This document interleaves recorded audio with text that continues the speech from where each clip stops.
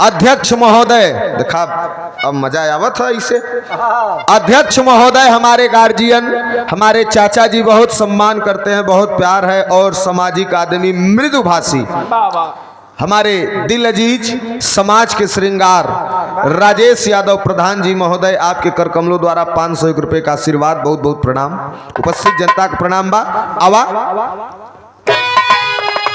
अरे हिल गया था हिमालय भारी उन्माद से, चर्रे चर्रे में जिसकी रही गर्जना, पद्मिनी का भी जौहर जमाने में है, जुल्म जो सह सकी जो नहीं बेदना, करती जयकार है आज उनकी कलम, हंसते हंसते बनाए जो सर पे कफन, सर कटेगा भले सर झुकेगा नहीं, होगा लोहू से रंगीन अहले वतन।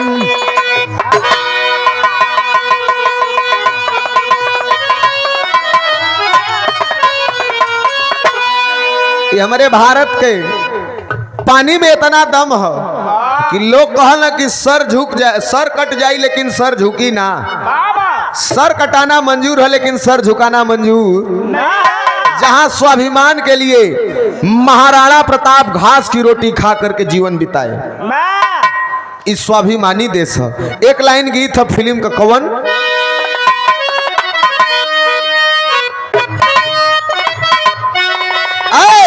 कि अरे हमें तेरी मोहब्बत का सहारा मिल गया होता। लेकिन भाव पर गौर करिएगा। उधम सिंह यादव एडवोकेट महोदय, आप उधम सिंह यादव न्याय के सिपाही, न्याय के प्रवर्तक, लेकिन मन तैसे भैया वजन डाले के चाहत रहे, पद के हिसाब माल मिले काल काल सुबह सुबह। अच्छा ठीक, मंजूर है, बहुत बहुत प्रणाम है, कोई बात नहीं, मौज ले थई। अरे आप लोग से न कहब तो कैसे आवा। भाव कितना बढ़िया लिखल गई है, कैसे? अरे तो मुकद्दर के भैया, सच्चा जवन इंसान रही उ नसीब पे ना छोड़ी, मुकद्दर में इना जो ही कि मुकद्दर में रही तो मिली, उ करी ओके पाई, एक जिद होले। कुछ आदमी होलन कि बड़ा चला ना मुकद्दर में रही तो मिलबे करी ना, कहना हो अरे मुकद्दर के लिए हरगिज नहीं इंसान रोते हैं, मुकद्दर के लिए हरगिज नहीं इंसान रोते हैं।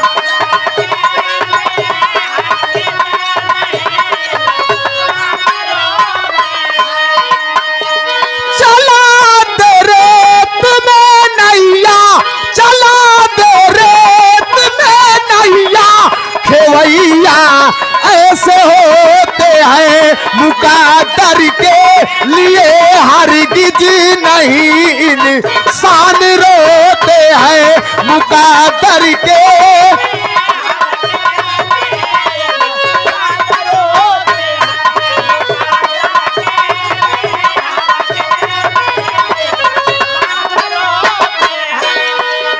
बरेली जनपद में सुखबीर की जमींदारी थी, सैकड़ों बेटी जिनकी प्राण से भी प्यारी थी।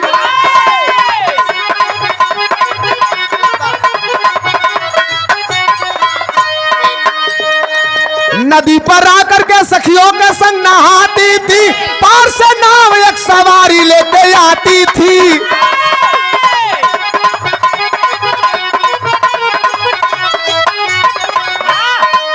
बसंत 16 बीता स्वागत में मधुमास रहा, होली का दिन स्कूल में अवकाश रहा।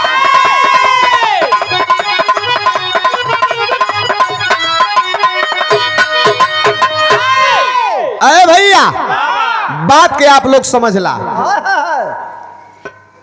बरेली जनपद के अंतर्गत एक किसान परिवार बीमारी के कारण सुखबीर का पत्नी इस धरती के छोड़ देले रहलिन।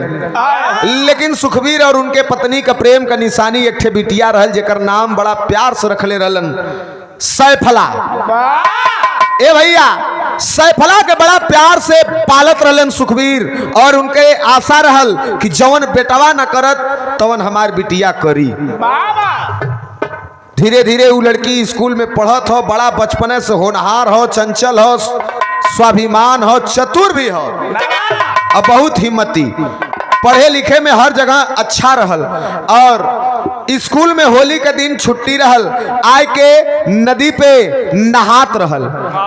नदी में आके नहात हो, नदी के ए पार दोनों छोर पे एक ठे डोरी बांधल रहल। पुल का साधन नहीं रहल, पुल का व्यवस्था नहीं रहे, वही नैया से सवारी ए पार से बैठे तो ऊ नाविक रस्सी के पकड़ के ए पार से ए पार आवे, फिर इधर से सवारी उतार के सवारी चढ़ाए के फिर रस्सी पकड़ के ओ पार जाए।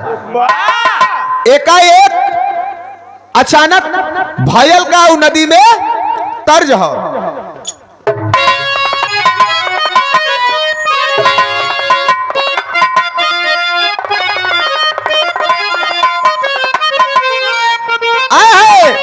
सैफला आके अपने सहेलीन के संगे वही नदी पे नहात रहल, अटखेली करत रहल, पानी में मस्ती करत रहल। तर जो है रामदा गुरुजी गौले रहलन कि अरे नई झूलनी की छैया बलम दोपहरिया बिताइलो नाविकल नैया जब परवा चलल उठ गईल तूफानवा हो।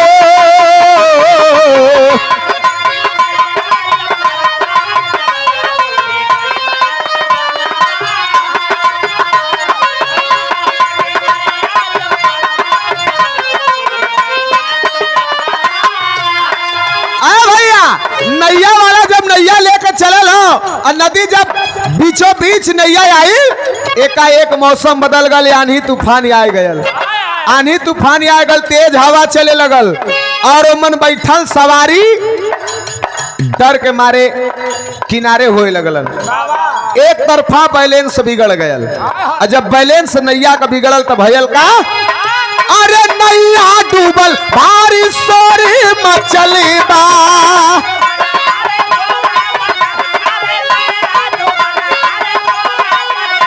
अरे नैया डूबल बारिश सोरी मचली बा। पनिया रे पनिया रे पनिया, अरे पनिया में खुद के पहिनिया सुगर राख सब कर परनवा हो।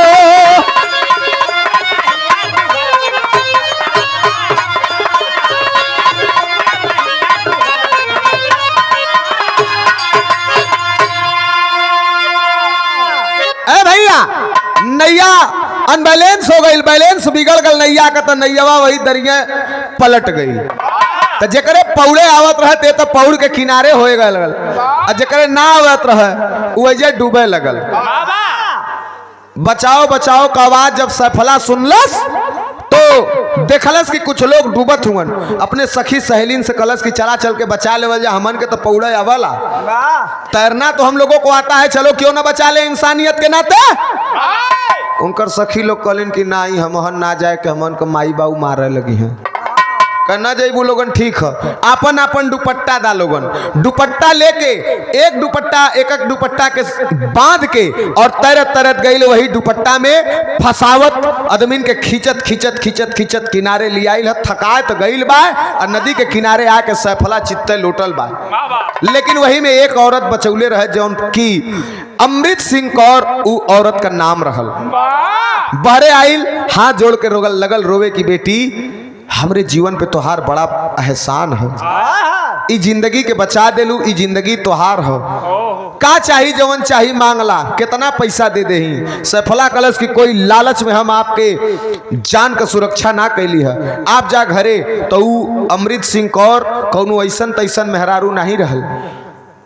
इंडियन आर्मी में कर्नल के पद पे नियुक्त उनकर पति रहलन। घर पे आए के सारी बात अपने पति से फोन करके बतावे लगलिन। उनकर पति कहलन कि यार इतना बड़ा एहसान वो लड़की की है, शुक्रिया अदा तो करना होगा, उसके घर चलना होगा। मैं आ रहा हूँ। अलन है छुट्टी लेके। घर पे जब अलन तो गाड़ी में बैठ के थोड़ा सा मिठाई लेलन, कपड़ा लेलन, कुछ उपहार लेलन, कुछ पैसा लेलन, लेके बरेली में अलन। और पता लगावत लगावत वो लड़की के दरवाजे पे जब पहुँचलन तो आवाज देलन तो सुखबीर बहरे निकल के अलन, खड़ा भइलन। कलन भैया वर्दी पे देखलन तो तनी से डराए गिलन। कलन कि कैसे का होगल सरकार? कलन का सैफला आपकी बेटी है? कल हाँ साहब हमारे बिटिया है, लेकिन बड़ा चंचल है, कौनो गलती कैले हो तो क्षमा कर दा। कल कौनो गलती ना कैले हो के बोलावा। तब तक सैफला बाहर आइल हो। जब वर्दी में देखलस कर्नल साहब के, खड़ा होके कलस जय हिंद सर। बड़ा खुश भइलन। कलन की बेटी इस औरत को पहचान रही हो? कल हाँ साहब वहीं तो नदी में डूबत रही, इनके हम बचौले रही। कह मैं इनका पति हूँ, तुम्हारे लिए कुछ ले करके आया हूँ, उपहार, मिठाई, कपड़ा, पैसा। जब देवे लगलन कलन की इसको स्वीकार कर लो। सैफला कलश की ना ना ना ना, कोई लालच में हमने इनका जान नहीं बचाया, हमें कोई लालच नहीं है, आप ये सब ले जाइए। बड़ा प्रयास कैलन देवे का, लेकिन साफ मना, ना तो ना, नहीं लूंगी, ना ले। चले लगलन। जब 2 कदम आगे बढ़लन तो घूम के कलन की बेटी सैफला, भगवान के देवल हमहन के पास धन दौलत, गाड़ी घोड़ा, महल खजाना या पार हो, कोनो चीज का कमी ना हो। कमी एक हो कि भगवान सब देहलन, लेकिन हमहन के कोख में एको औलाद ना देहलन। आज से हम तोहके अपन बिटिया मान लेत हई, हमार धर्म का बेटी तू रहबू। अगर जिंदगी में तोहके कबो हमार जरूरत पड़े या कोनो तोहार इच्छा होवे, लालसा होवे तो हमसे जरूर बतैया, ओके हम पूरा करब। सैफला कलश की बाबूजी कौनो लालसा तो नहीं हो, लेकिन इच्छा यह कह देला तो इच्छा यह हो कि हमहू जैसे आप वर्दी पहनले हुआ वैसे ही हम रहूं देही पे वर्दी सज जात, तो हमहू देश का सेवा कर ले, जिंदगी धन्य हो जात। आय है टेरी में कहना हो।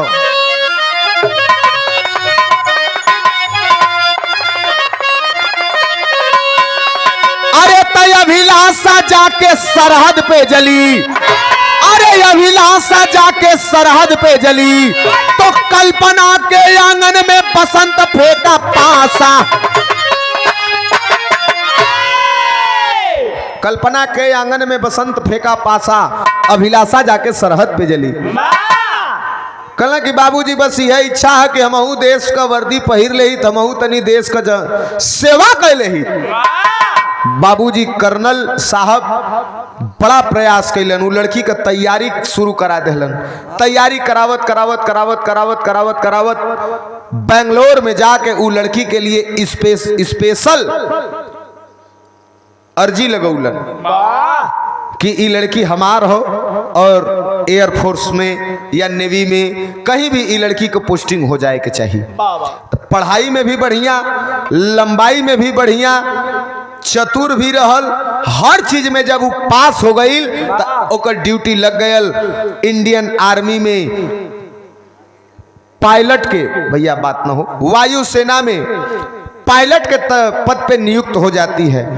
ट्रेनिंग पूरा कैले है। बाबूजी एक दिन चिट्ठी लिख के घरवा बोलावे लगलन कि बेटी तोहार इच्छा तो पूरा होगल, लेकिन हमार एक इच्छा है।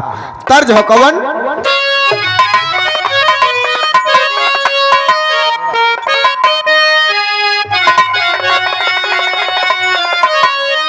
कौनो दुल्ही का दुल्हा जल्ला, कौनो मेहरारू का मेहरर्रा। मेहरर्रा का होला, मेहरर्रा ना जानला?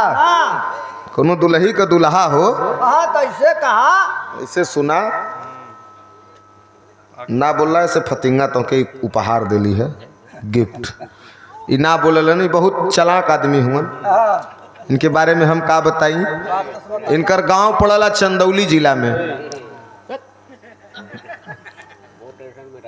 अभी कहत हुन के रहा दा हाँ शिकायत होता। बता दी भैया इनके बारे में कि रह दें बता दे। एक गांव में गईलन अपने एक इनके गांव का लड़का है। वो कहलस कि भैया, वो लड़का का नाम रहे रवि प्रकाश। कहलस कि भैया बड़ा बिरहा उरहा में घूमेला, एक ठे हम शायरी जोड़ले है याद है हो ओके पूरा कह देबा। कहला 2 मिनट का काम हो, तुरंता कभी है बतावा। वो लड़का कहला कि खुदा जब हुस्न देता है तो सहरा हो ही जाता है। कल यह बड़का पहाड़ लेके आ लल्ला है। कल एक बेर और बोला तुरंत जोड़ब। कहे कि खुदा जब हुस्न देता है तो सहरा हो ही जाता है। भाई साहब चालाक आदमी कहलन कि गोबर पाथ दो तो गोहरा हो ही जाता है। अरे लिख लायक रे आगे तो इतना तेज आदमी हमन बचा देनी। ए भैया कौना दुल्ही का दुल्हा जात रहे परदेश कमाए। दुल्हिया कलश कि तू जइबा त जात हो के मना ना कर, जइबा तो हमें तो आरामे रही जल्ला। तनी बीमार हम साल भर में 2 जन बेर होत है, एक बेर रह तू का कहे।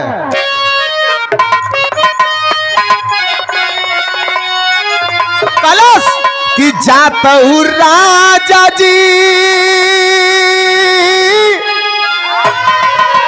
अरे जइबा विदेशवा हो कजरा नयन में रही। हमारा के काल हो कजरा नयन में रही। दुल्हवा बड़ा तावदार रहल रिंकू भैया नियर। ऊ कहलस कि अरे अपने के लई बगोरी अरे घड़ी और अच्छा समा हो का जरा नयान में रही। आ तोहरा के ए रानी अरे तोहरा के मोटक सुमतिया हो का जरा नयन में रही।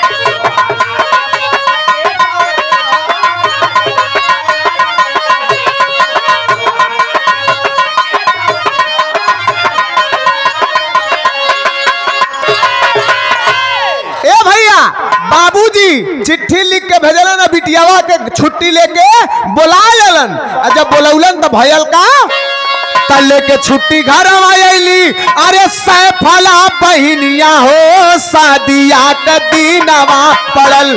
अरे सदिया का दीनवा पड़ल बनी है हरिवेंद्र का दुल्हनिया हो शादिया का दीनवा पड़ल।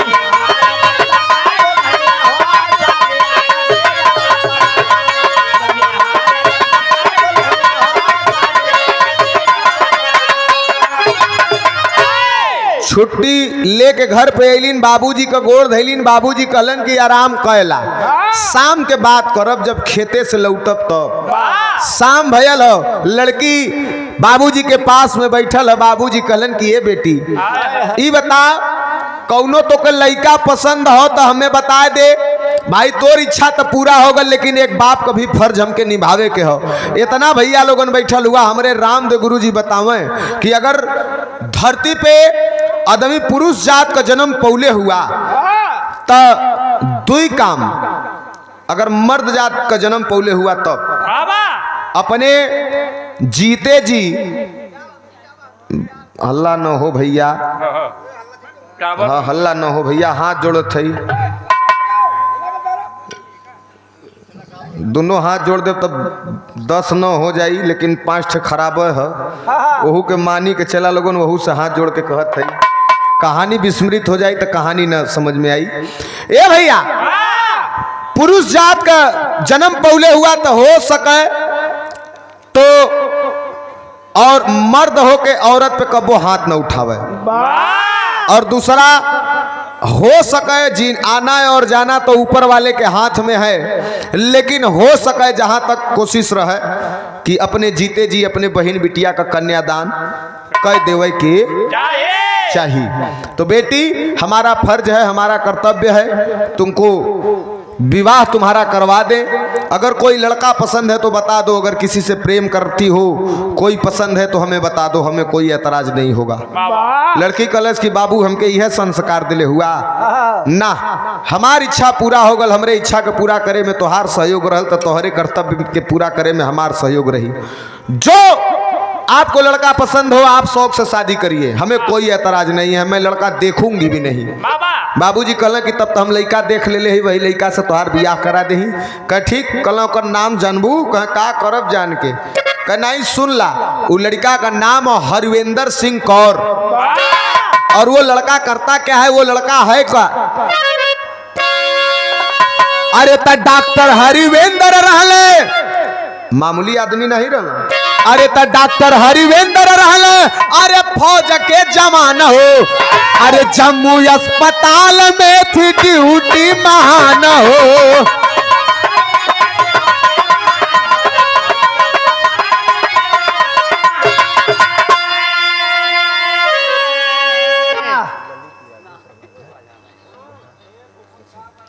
सुजहां के ऐतिहासिक धरती से आदरणीय आप ललित यादव प्रबंधक जी महोदय 101 रुपया, बहुत बहुत प्रणाम हो, उपस्थित जनता का प्रणाम। 100 रुपया आदरणीय आप ललित जी की ओर से, आपके 1 मिनट का छूट है, आप हल्ला कह सकला। ए भैया, वो लड़का हरविंदर सिंह कौर सबसे बड़ा डॉक्टर था। कहाँ?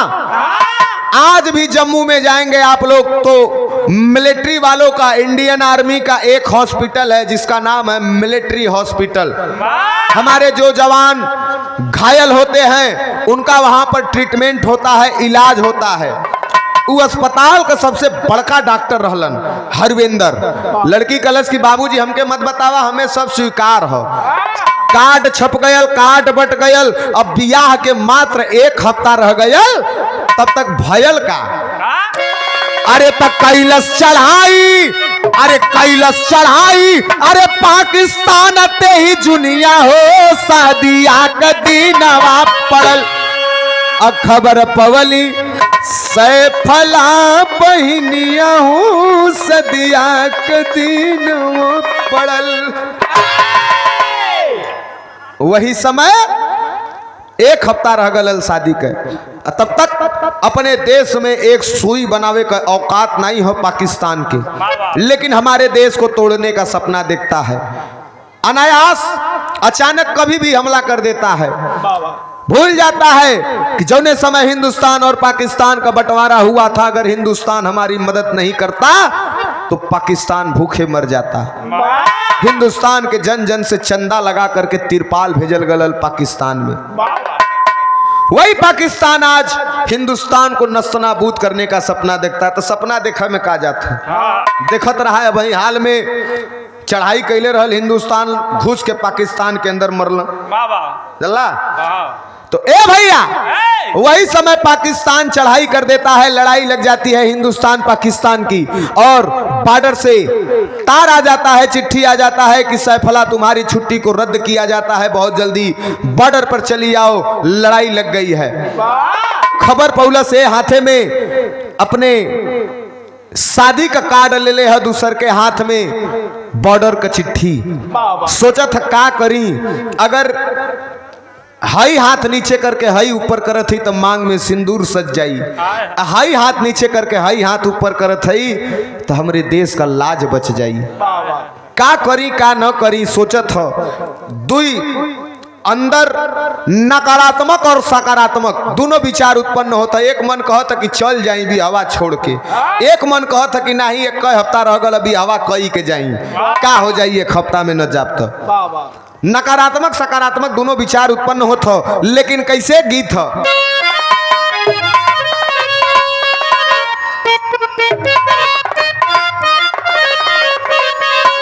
तर्ज है कि कचौड़ी गली सुन कैलो, अरे मिर्जापुर के कैलो कुल जोरू, लेकिन यही के बदल के हर गवाला कैसे कि चला चली धान रोप धनिया, अरे चला चली धान रोप धनिया, अरे रिमा झिमा बारा सैला पनिया, चला चली धान रोप धनिया।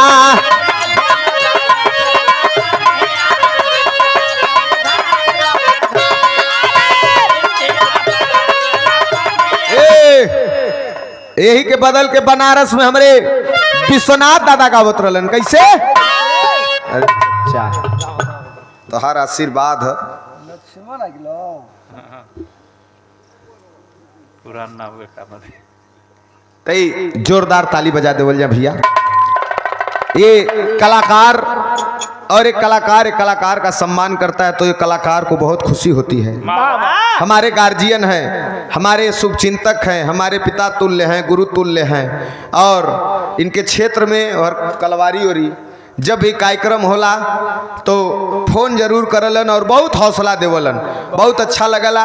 हमारे चाचा जी तो चच्चा कहिला सबके कवन अच्छा एक सुना दे हम तुरंत सुना दे प्रधान जी। हमारे चाचा जी आपकी ओर से आशीर्वाद और करोड़ों रुपया का आशीर्वाद हो।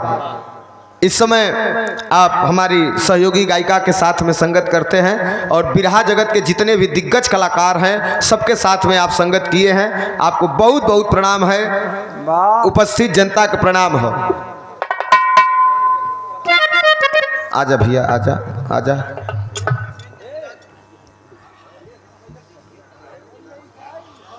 जय सिंह यादव विश्वनाथ गुरु जी से। अरे अरे देखा मौके पे अलन है आदरणीय हमारे बिरहा सम्राट विश्वनाथ यादव गुरु जी का आप शिष्य हुन आदरणीय आप जय सिंह यादव हमारे बड़े भैया आपके कर कमलों द्वारा 101 रुपए का आशीर्वाद बहुत बहुत प्रणाम। हम तो कहली खचला है बाकी बचाए देहला। कैसा कहा विश्वनाथ दादा। अरे सास मोरी अनारी अननद चकचो नारी की गगरी छुआई जाई रजऊ। लड़के अरे सैया हो अरे राजा हो अरे सैया हो धारा मावा नसाई जाई गगरी छुआई जाई रजऊ।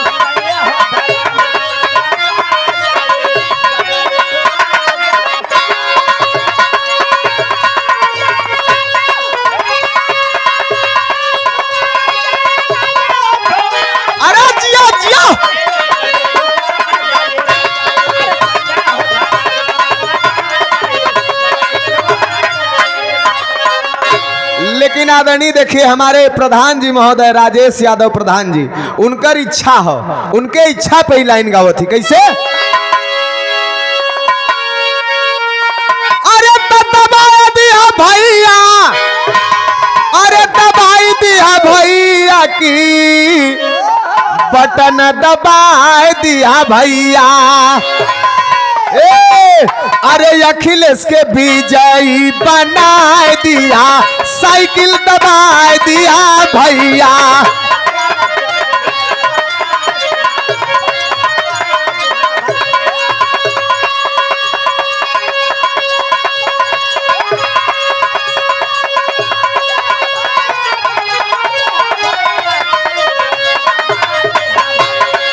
अखिलेश के विजयी बना दिया साइकिल दौड़ा दिया।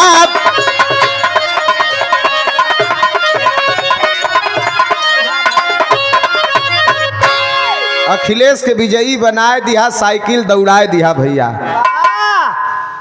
आवत हुआ केहू जाने का नहीं से ताकत रहा राजेश चचा नहीं आवत हुआ का तो हम पछाड़ा पसंद है का अगाड़ा नहीं आवत हुआ ए भैया। लेकिन गाना के भाव में लिखल गल धुन के चक्कर में गाना का मेन पॉइंट न बिसरे भैया। चाहवा तनी हरो दे दिया एक आखे वो लड़की सैफला सोच रही है, एक हाथ में देश का चिट्ठी ली है जो बॉर्डर से आया है और दूसरे हाथ में अपने शादी का कार्ड। एक बार चिट्ठिया देखा था, एक बार बिहावा का कड़वा देखा था। भयल का कि अरे सेनुरा बचाई की सिवनिया, सिवनिया अर्थात देश का सीमा, बॉर्डर से तात्पर्य है। आवाज कि अरे सेनुरा बचाई की सिवनिया, अरे सोचले बहिनिया बेचारी, सेनुरा बचाई की सिवनिया।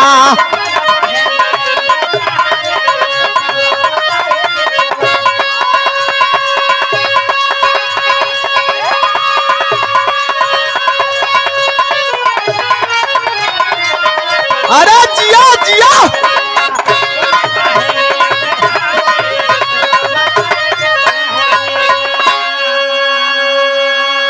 सोचा था का करी का न करी, एक दाई मन कहता चल जाई, एक दाई मन कहता कि न जाई।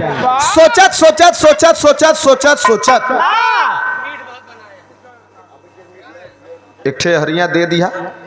ठीक ए भैया, सोचत सोचत निर्णय ले। देखा नकारात्मक सकारात्मक भाव जब उत्पन्न होला तो जौने के ज्यादा बढ़ावा दे देबा वह जीत जाई। सकारात्मक सोच जीत गई। देश अपने देश का कार्ड हाथ में ले ले हो, ओके मोड़ के पॉकेट में धैलस। अब बियाहे का कार्ड अलमारी में रख के वर्दी वर्दी चढ़ावे लगल। अब कहत का अरे देशवा से बढ़ के नहीं, देशवा से बढ़ के नहीं हवा से नूरावा,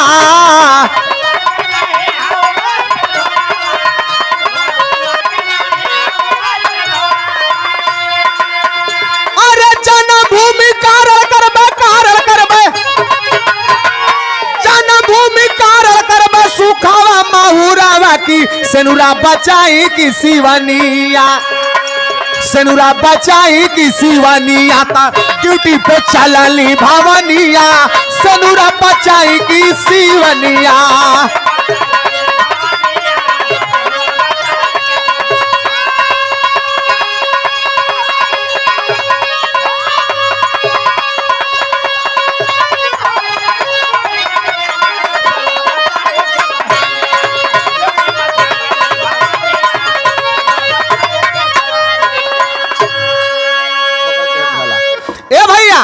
सोचा था कि जब देशवा न रही तो सिंदूर आई दुनिया का सुख रह के का करी, देश का अगर आन बान शान चल जाई तो यही सोच के वर्दी चढ़ाए के बहरे आइल, आए के अपने बाबूजी को गोड़ धैलस। बाबूजी जब देखल कि इट्ठू पिट्ठू चढ़ाए के वर्दी पहिर के आइल, कहाँ करे एक हफ्ता रह गल बियाहे के, अचानक ही कैसन कह देखला है देश का चिट्ठी आल है, देश हमार खतरा में हो, हमके जाए के पड़ी, हमार छुट्टी सब रद्द हो गई। बाबूजी कहलन कि बेटी ये तूने निर्णय बहुत अच्छा लिया है, एक बात मेरी सुनो। देखा बाप हो तो ऐसन हौसला भरत हुआ उ लड़की के कहलन कि बेटी अगर पीठ में तो गोली लगल तो हम यह समझब कि हमारे परवरिश में जरूर कहीं न कहीं कमी रहल हुई, खोट रहल हुई। वही गोली अगर सीना पे लगी तो हमार सीना फक्र से चौड़ा हो जाए, गर्वान्वित महसूस करूंगा। सीना में गोली खाए का मतलब कि हमारी बेटी डट के लड़ी है, अब पीठ में गोली खाए का मतलब कि हमारी लड़की डर के भागत रहल। भगिया मत, देश खातिर जान चल जाई तो के निछावर कह दिया। शारदा प्रसाद यादव, ललित यादव का गारी गाँव, शारदा प्रसाद यादव ललित यादव का गारी गाँव हमारा मकान है यहाँ। आपका मकान है यहाँ, खेत भी हरे हुई। इसको गरियाओ नहीं हम न गरियाई, बाप गरियावा हमार तक नहीं। अब ऐसा गाड़ी वो बड़ा बढ़िया गावलिन, उनसे गवैया सार बहनोई लगत है हुआ लोगन न। हाँ अरे सार उनकर न लगिया। अच्छा दोनों जाने हुआ, अच्छा वो बहनोई हुआ सार हुआ, चला ठीक।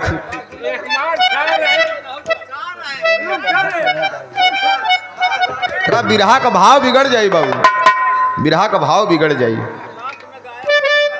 हाँ लास्ट में गा दे, लास्ट में गा दे। मगर गाई, मगर एकदम गाई। ए भैया बाबूजी कहले कि जा आइल हो और गाड़ी पकड़लस, पहुंचल कहाँ? मुख्यालय दिल्ली। और जब पहुंचल तो जाए के खड़ा होके डट के सलूट कैलस, जय हिंद सर। जब सर जी देखलन तो कहलन आ गई सैफला। कहाँ सर मेरी ड्यूटी बताइए। कहे तुम्हारी ड्यूटी यही है। क्या बतौलन? पपहट आ गए।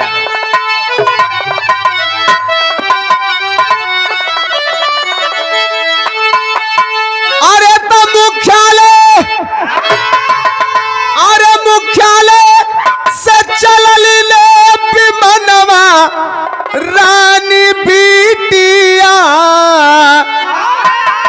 अलगी गिरान फौजन के भोजनवा रानी बिटिया। भैया साहब बतौलन कि तुम्हारी ड्यूटी यही है, एयरफोर्स में हो, पायलट हो, ये पकड़ो। कागज हो, कागज के खोलस। सर ये तो नक्शा है, मानचित्र है। कलन के हाँ ये नक्शा है, इसमें टिक लगा हुआ है। कहाँ सर टिक है? बताइए क्या करना है? कहा जहाँ जहाँ टिक लगल हो वहाँ वहाँ पर हमारे देश के जवान फौजी हैं। तुमको विमान जेट फाइटर विमान है, हल्का फुल्का विमान नहीं, जेट फाइटर विमान रही। और वो विमान लेके तो के जाए के हो। हमन के जो फौजी एकदम बॉर्डर के करीब में हुन, कटबंधा के पास, उनके तो के जहाँ जहाँ निशान लगल हो वहाँ वहाँ तो के भोजन गिराना हो, खाना गिराना हो, ताकि वो लोग आहार पाए सकें, पानी दाना पाए सकें। ठीक है सर। ले करके जहाज उड़ी है और जहाँ जहाँ टिक लगल रहल वहाँ वहाँ खाना गिरावे लगल। एक दिन का बात, अन्हार हो गयल हो, जहाज उड़त हो, लेकिन हिंदुस्तान के अंदर पाकिस्तान के आतंकवादी देखलन तो डर सबके अंदर होला। पाकिस्तानी कहलन कि हिंदुस्तान में रात के समय में जहाज उड़त हो, क्या कोई हिंदुस्तानी कुछ चाल चल रहा है, कुछ नया योजना बना रहा है, क्या करना चाहिए? तलेक मिला कलश आमा में देखो ताको मत, अल्लाह को याद करो, बम मार दो, बम झोंको। तो भयल का? अरे तब से पाकिस्तानी बम अरे दिहल जहाज पे मारी हो। अब पकड़ के पैरासूट से फला अरे उतर गई उस बारी हो। अरे घायल जम्मू के दरमियानवा रानी बेटियों, भर्ती भइली अस्पताल ते छनवा रानी बेटियों। ए भैया पाकिस्तानी बम मार देलन, और बम जब जहाज में लगल तो फाइटर विमान में सेंसर लगल होला। जैसे कुछ जहाज ब्लास्ट करे वाला हो तो जो पायलट जहाज लेके उड़त हो वो बहुत तीव्रता के साथ जो सीट पे बैठल ओकरे नीचे से स्प्रिंग रही, उस सटाक से लेके ऊपर उड़ जाई, जहाज ब्लास्ट हो जाई, लेकिन कुर्सी के साथ तो ऊपर हो जाई बा। और वही कुर्सी में पैरासूट फिट होला, वो नीचे की ओर धीरे धीरे धीरे धीरे तो जमीन पे उतार दे। जे भैया के संशय हुई, बॉलीवुड की एक फिल्म आई है अभी हाल में ही, अक्षय कुमार बनौले हुए सच्ची घटना पे, जो ने फिल्म का नाम है एयर लिफ्ट। हम पहले बिरहवा गाई, ई लाइनिया पे बड़ा हम सशंकित रही, काश कि हमें पता ना रहल, लेकिन हमरे हाँ तो सशंकित रहली हम। तो धानापुर बिरहा रहल तो वहाँ कोबरा कमांडो रहलन, तो हम गावे में तनी हिचकिचैली। हम कहली भाई कुल आर्मिया वाले बैठल हुआ, कोनो उठ के दो झापड़ मार दिए कि सारे कुल का झूठा गावत हुए। लेकिन कोबरा कमांडो के जो रहलन वैलन इनाम दिलन, कहलन आप डरिए मत, बिल्कुल सही बता रहे हैं, इसमें घबराइए मत, ये आप सही बता। हम कहली भैया हम सशंकित रहिला, हम ना जानत है, ऐसे सशंकित रही है। कलन बिल्कुल सही है, उसमें सेंसर होता है और जब जहाज ब्लास्ट करती है तो वो फौजी को लेकर के ऊपर जाता है और उसी में पैराशूट फिट होता है जिससे वो आराम से आसानी से धरती पे गिर जाता है। कभी कभी कोई जवान आग के चपेट में, बम के चपेट में थोड़ा बहुत आ भी जालन, कोई ज़्यादा भी आ जाला, लेकिन वो पैराशूट के माध्यम से ज़मीन पे उतर जालन और कुछ लोग हॉस्पिटल में जाके ट्रीटमेंट इलाज होला तो ठीक भी हो जालन, और कुछ लोग का नसीब साथ ना देवाला तो गोलोक भी पर प्रस्थान कर जालन। तो उनसे सुन ली तो हम कहली बहुत बहुत धन्यवाद। सैफला जहाज लेकर उड़ा था पाकिस्तान का लोग निशाना साध के बम मार दहलन, और जब बम मरलन तो सेंसर काम कर गए।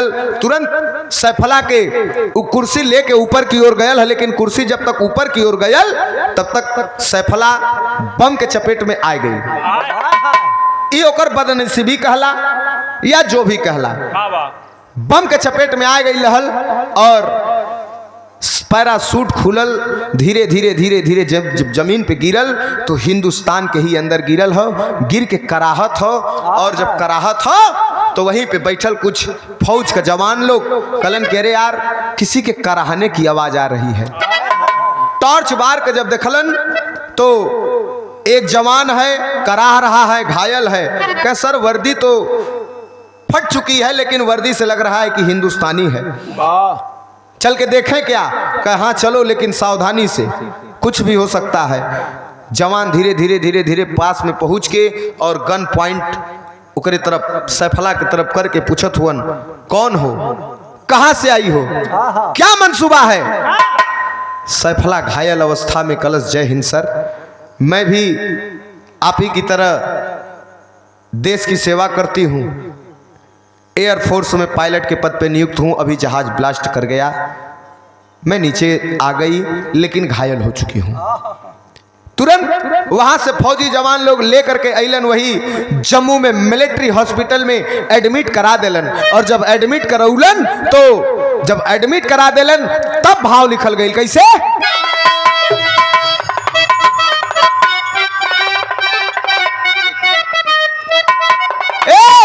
अरे तसन सन रैनिया,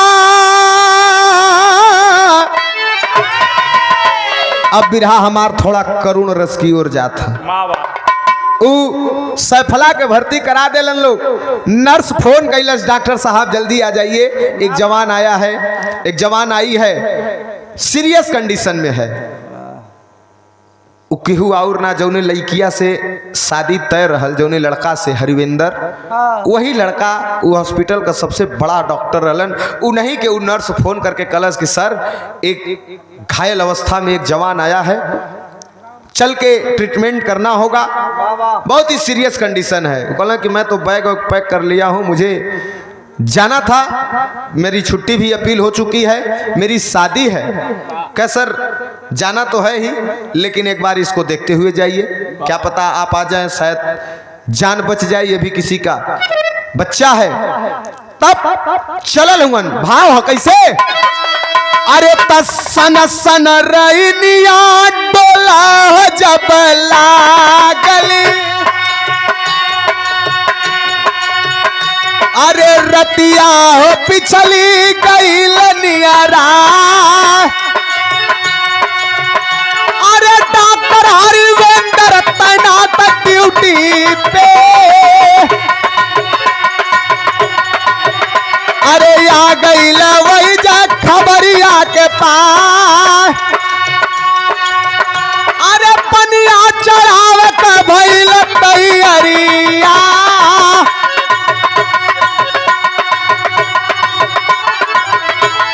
मनवा में शंका हो गई समाय, अरे पूछा हरिवेंदर सिंह पर चवही दैया, अरे सारी बात वन से हो दयाली बता,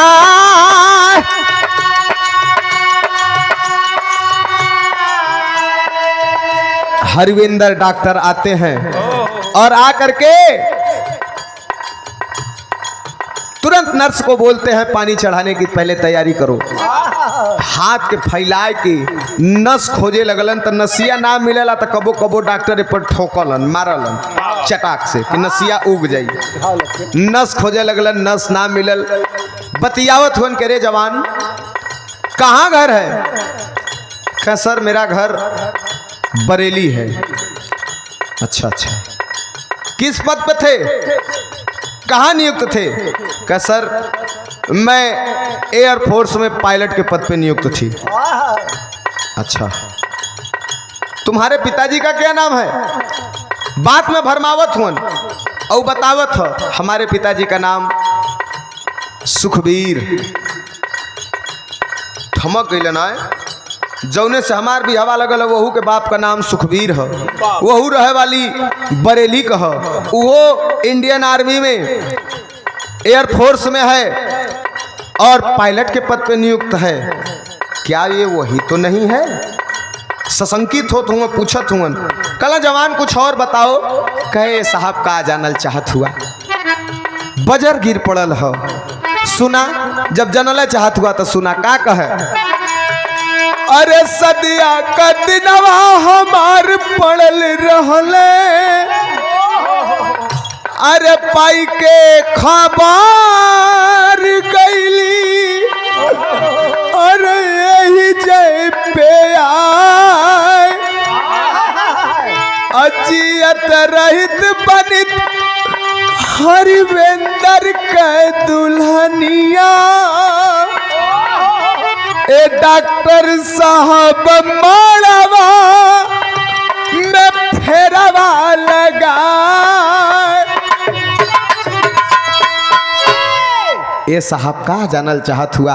हमरे शादी के बस एक हफ्ता बचल रहा, बॉर्डर से चिट्ठी गई, हम चिट्ठी पढ़ली, बियाह छोड़ के चली अली है ड्यूटी पे कि हम सबसे पहले भारत के अहमियत देव, अपने देश के अहमियत देव, जौने देश का रोटी खाइला। और यहाँ पर अली हमके ड्यूटी मिलल फौजी भाइयन लोगन की हन भोजन पहुँचावे के, ना मंजूर भयल। पाकिस्तान बम मार दहलस, बम के चपेट में हमार दुर्भाग्य रहल, बम के चपेट में आ गईली और जल गयल है, आँख सूझ गयल है, आँख से कुछ दिखत ना है, चेहरा का मांस कट कट के गिर चुकल है।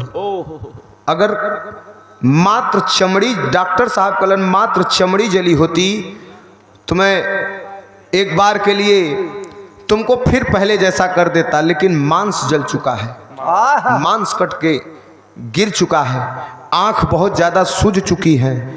जवान लेकिन हिम्मत मत हारना, एड़ी चोटी का जोर लगा दूंगा।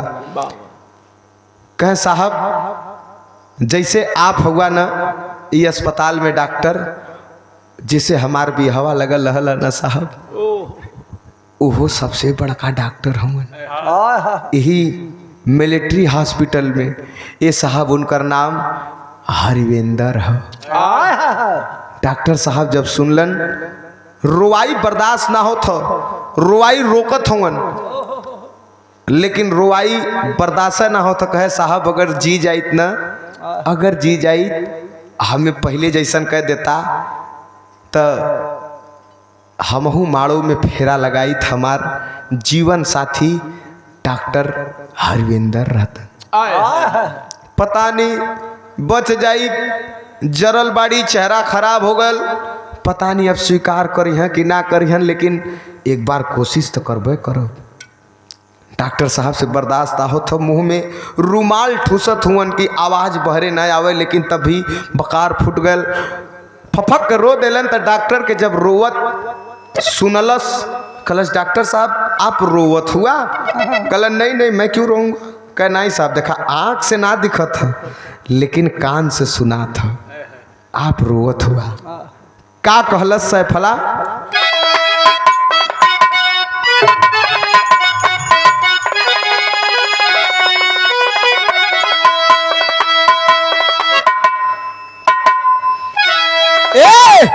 अरे त डॉक्टर के रोवत देख के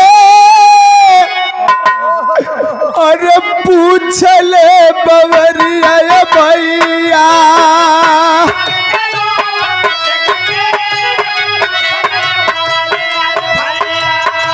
काहे बेटा आपस श्रीमान।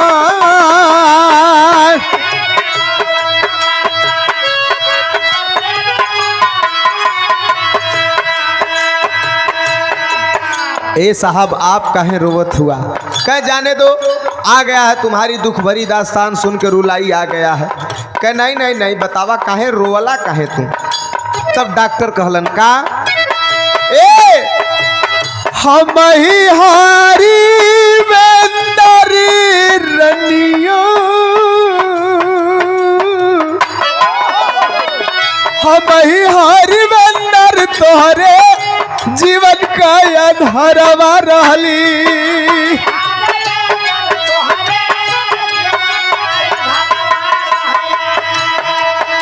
ए भैया, भाव में उनके आंस आ गए तो आप लोग हंसल मत जाए,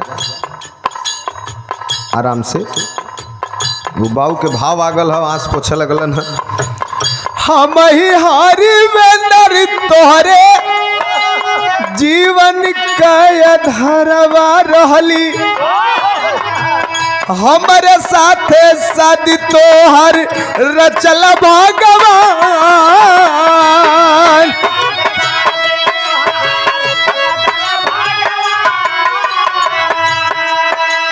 सुजहाँ के धरती से ललित यादव बाबू जी की ओर से 51 रुपया। बहुत बहुत प्रणाम, उपस्थित जनता को प्रणाम। राजू यादव, आदरणीय राजू यादव हमारे बड़े भैया, आपके कर कमलों द्वारा आशीर्वाद, बहुत बहुत प्रणाम। ए भैया, कल की सुना जौने हरिवेंद्र डॉक्टर का तू बात करत हो, वो डॉक्टर कोई और नहीं, हम ही है। वो डॉक्टर हम ही है और हम रही साथे तोहार शादी तय रहल, जेके पाकिस्तान जौने सपना के नस्तना बूत के दिलस। कहे ओ हो आप हुआ तो एक ठे हमार काम कर दा। जब आप हुआ तो एक ठे काम करा। का कहलस, कलेजा फट जाई भैया। ए बेदवा का जान बोली सफला बहिनी भैया,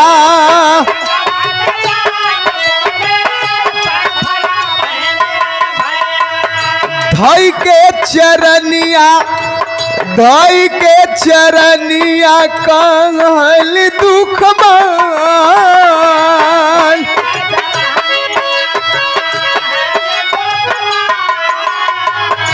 एक ठे काम कर दा ए सैया, एक ठे काम कर दा भैया, ध्यान मत भटकावा, बड़ा सीरियस मैटर चलत है। अब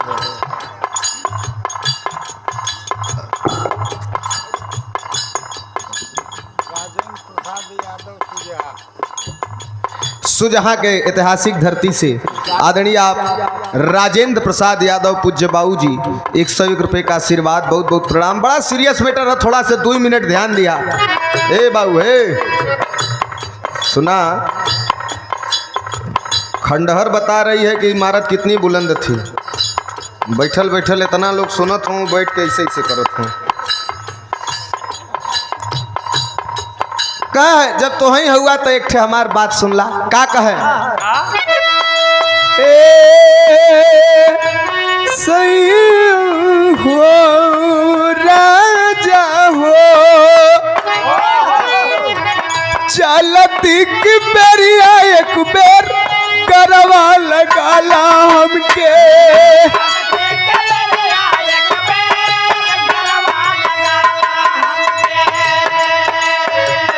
दई के चरनिया कहल दुख मान।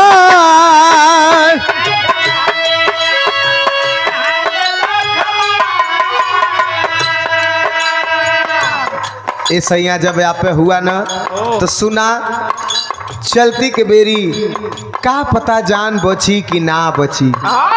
हरिवेंद्र डांट दिलन, नारे पगली ऐसी बात मत बोल, तेरे लिए एड़ी चोटी का जोर लगा दूंगा लेकिन तुझे कुछ नहीं होगा।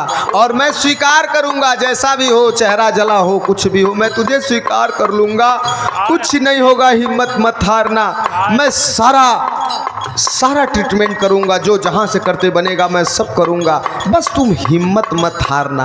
कह हिम्मत ना हारब, एक ठे काम करबा। कहे का? कह केहू के भेज के बहरे से सिंदूर मंगा लेबा। कहे फिर? कह उस सिंदूर हमरे मांग में भर देबा तो दुनिया से हम जाइब सैया तो सुहागिन होके जाइब, दुनिया हमके अभागिन ना कही। हरविंदर कहलन कि मैं फिर तुझे समझा रहा हूँ, तुझे कुछ नहीं होगा। शादी हम लोग बारात लेकर आऊँगा तेरे घर पे, माड़ो में शादी हुई। कह ठीक मंजूर है, अब वही हमरे मांग में सिंदूर डाल दा, जान बच जाई तो बारात लेके आई। हा मांग में सिंदूर भर के डोली में बैठा के लेके चल जाइए खुशी खुशी, कोई दिक्कत ना। लेकिन अभी चुटकी भर सिंदूर डाल दा, हमार लकार फसत है, बोली फसत है, जबान सुखत है, का पता का हुई। हाथ जोड़त ही आपका लाचार होके सिंदूर मंगौलन है, और जब सिंदूर मंगौलन तो भयल का बड़ा सीरियस मैटर। 1 मिनट खाली कैसे सिंदूर दान करे लगलन। एक बार डलन सिंदूर निकाल के, 1 2 3, तब तक सैफला कहलस का? ए राजा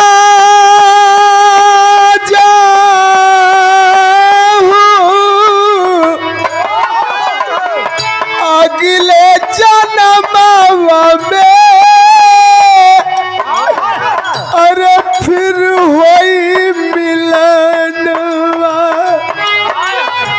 सेनुरा भरत के छुट्टी, सेनुरा भरत के छुट्टी गईल परान।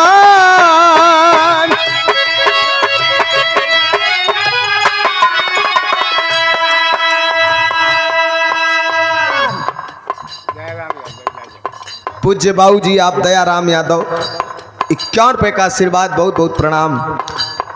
5 बार जब सिंदूरदान कैलस, कहे हमके जल्दी से गले लगाला, हमके बड़ा बेचैनी होता, पता नहीं कैसा लगा था, हमके गले लगाला।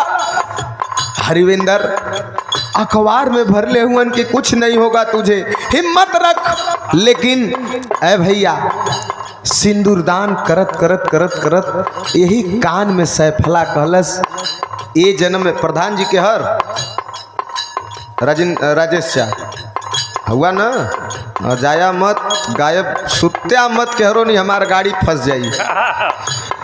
कहे कि ए सैया कान में कहलस कि ए जन्म में तोहार ना हो तोहार पत्नी बन गईली, लेकिन जीवन ना जी पौली तोहरे संग है, अगले जन्म में लेकिन तुमसे जरूर भेंट हुई। सिंदूर दान करत करत सैफला का प्राण पखेरु उड़ गया।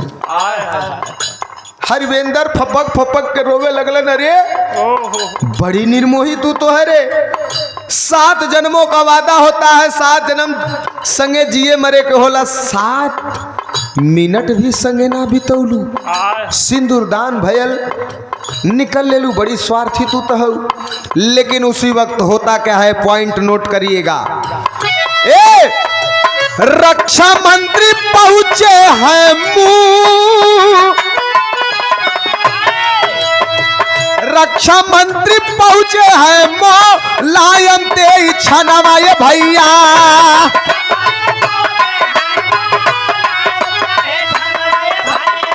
लाश पहुंचा दो घर पे, लाश पहुंचा दो घर पे, कई दिल ऐलान।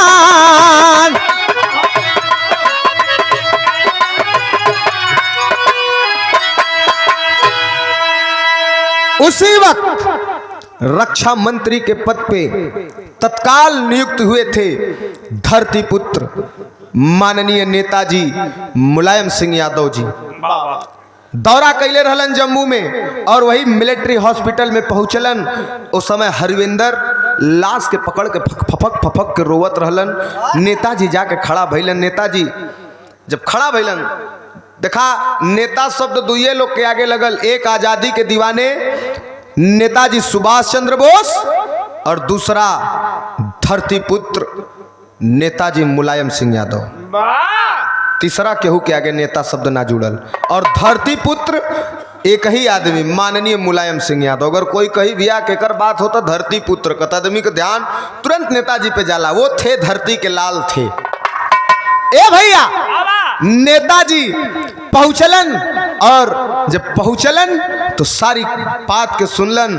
जब सारी बात के सुनलन तो वहां के लोगन बतौलन सर ये जवान शहीद हो गया और इसकी पार्थिव शरीर इधर ही जला दिया जाएगा। इसकी वर्दी टोपी बेल्ट और जो भी सामान है इसको पहुंचा दिया जाएगा। उसी वक्त नेताजी बोले कि नहीं नहीं ऐसा ही क्यों, इस जवान की लाश तिरंगे में लपेट के सम्मान के साथ इसके पैतृक निवास भेजा जाएगा ताकि इसके परिजन इसका अंतिम दर्शन कर सके और साथ साथ 10 लाख रुपया का आर्थिक मदद।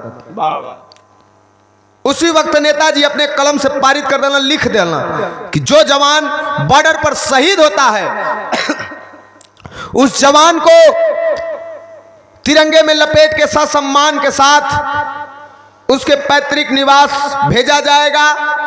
परिवार अंतिम दर्शन करेगा और जिस समय श्मशान पे उस जवान का अंतिम संस्कार होगा उस समय गार्ड ऑफ ऑनर दिया जाएगा, साथ में 10 लाख रुपया का चेक दिया जाएगा।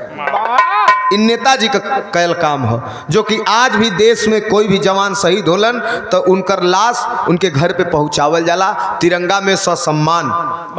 नहीं तो पहले ना रहल। इन नेताजी के द्वारा नियम निकालल गल तो अब तक चलत है। अब तो तमाम सुविधाएं आ गल, गेट भी बन जात हो, पेट्रोल टंकी एजेंसी भी मिल जात हो, तमाम सुविधाएं आ गए। लेकिन उस समय जब लाश लेकर के तिरंगे में लपेट के ताबूत में रख करके जब हरविंदर पहुंचल हुए दुआरे पे और गाड़ी में से निकल के जब बहरे उतरत हुए तब तक बाबू सुखबीर बहरे निकलन। हरविंदर के देखलन कहलन के अरे बचवा तू आ गईला, बिटियावा तो गई है ड्यूटी। कह नहीं नहीं वो आइल हो। कह कहाँ है? कह पिछवा गड़िया में सुतल है। बाबूजी कहलन की देखा चंचलता नहीं गए लड़कपन ओकरे अंदर हो बेटा, तू उतर के दुआरे चली अला वो वही गाड़ी में सुतल है। हटा तब हम ही जाके जगह के लिए आई। सुखबीर बाबू को बात सुन के हरविंदर रोआई रोकत हुवन लेकिन कहलन कि बाबूजी अगर आपसे जगह तो निवेदन है जगा देवल जाए। जब गाड़ी के बोनट के पास से घूम के जब गाड़ी के पीछे के ओर अलन तो 4 ठे भारत का जवान ताबूत नीचे उतारत रहलन। समझ ना पौलन ई कैसन ताबूत है।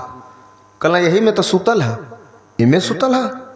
खोला, जब खुलल तिरंगा में लपेट अपने बिटिया के देखलन, चेहरा ना चिन्हा था।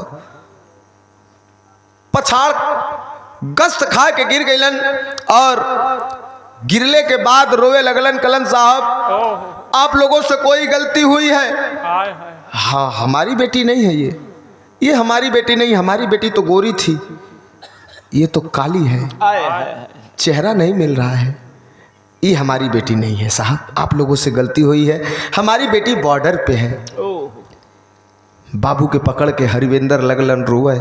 बाबू भी रोवत हुन। कलन की बार बेटी चल गई लू झटके में, लेकिन बेटी तुम गई तो मेरा सीना फक्र से चौड़ा करके गई है। देश के इतिहास के पन्ना में स्वर्ण अक्षरों में तुम्हारा नाम लिखा जाएगा। कोई कहानी जानेगा तो उसको नाज होगा कि हमारे देश की भारत की बेटियां भी अपने देश के आन बान शान की सुरक्षा के लिए अपनी जान की आहुति दी है। एक बाप को तुमने गर्वान्वित कर दिया है, बहुत खुश हूं मैं।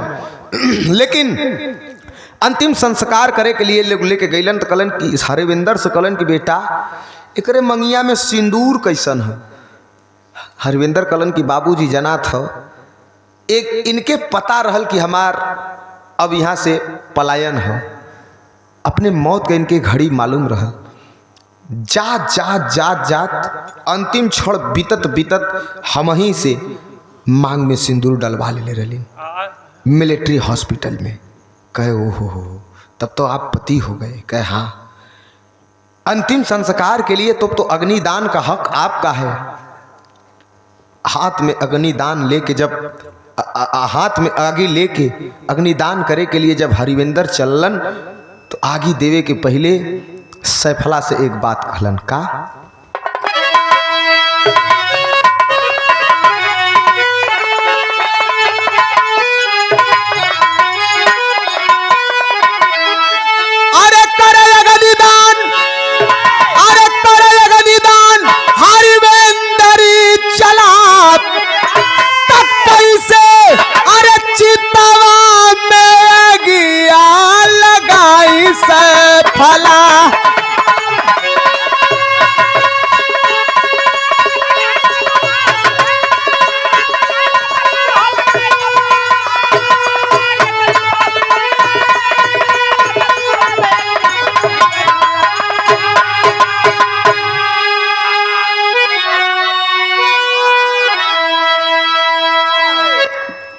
अग्निदान करे के पहले रुक के कहलन कि कैसे आगे दे दही, हमरे समझ में ना आवत है, लेकिन विधि का विधान हो, जो रस्म रिवाज हो, जो बनल हो के निभावे के पड़ी। अग्निदान गार्ड ऑफ ऑनर दिया गया, अग्निदान कैलन और अंतिम संस्कार होने के बाद पूरा माहौल दुख में है। हरिवेंद्र कहलन कि जीवन साथी बन के एलू पर आए गईलू छोड़ के, वादा कैले हूँ अगले जन्म का, ए जन्म में तो 7 मिनट भी ना रहलू, लेकिन अगले जन्म पूरा जीवन साथी बन के जीवन बितावे के हुई।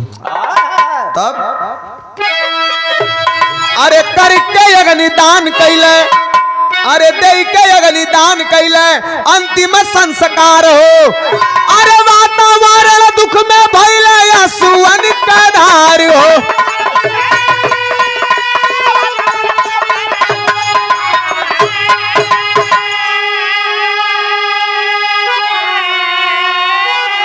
अरे पानी में पत्थरवा जाके वही जाए पिघला, तो कैसे चितवा में अगिया लगाई सब।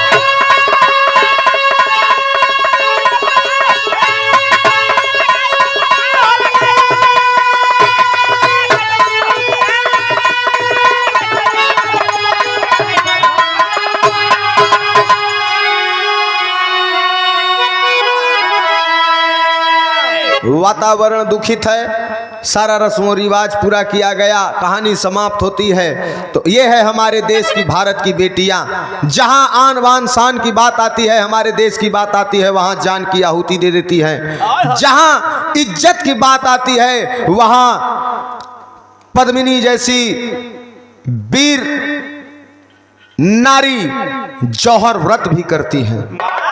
यह है हमारे देश की, भारत की बेटियां, जो कि बेटा से तनिको कम ना है, ये हमारे विराह सिद्ध कर दिल।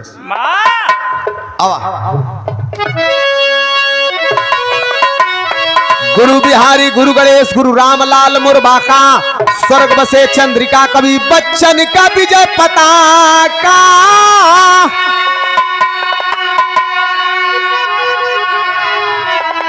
अभिलाषा जाके सरहद पे जली, परमद कभी नरस हो गई अमर परिभाषा।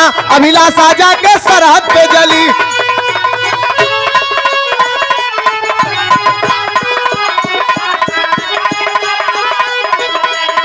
मेरे देश की लड़की पहिर के वर्दी हुई फौज में भर्ती। मेरे देश की लड़की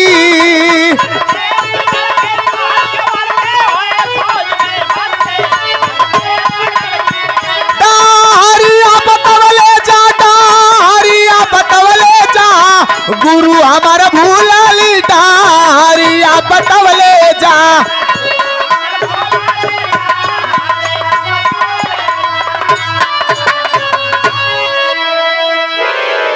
हेलो, घायल शेर की गुर्राहट ने दिखाया दम। फिलहाल